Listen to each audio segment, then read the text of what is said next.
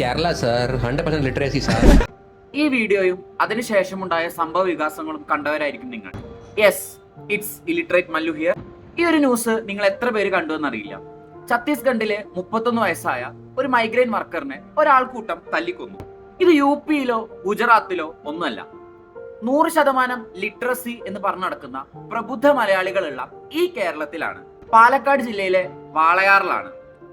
നിങ്ങളൊരു ബംഗ്ലാദേശിയാണോ എന്ന് ചോദിച്ച് മോഷണ കുറ്റം ആരോപിച്ചാണ് ആ ഒരു സാധു മനുഷ്യനെ ആ ഒരാൾക്കൂട്ടം തല്ലിക്കൊന്നത്. അദ്ദേഹത്തിന്റെ ശരീരം പോസ്റ്റ്മോർട്ടം ചെയ്ത ഫോറൻസിക് സർജൻ തന്നെ വളരെ വിഷമത്തോടു കൂടി പറയുന്ന ഒരു കാര്യമുണ്ട്. അദ്ദേഹത്തിന്റെ ശരീരത്തില് തല്ല് കിട്ടാനായിട്ട്, തല്ലി ചതയ്ക്കാനായിട്ട് ഒരു ഭാഗം പോലും ഇനി ബാക്കിയില്ല.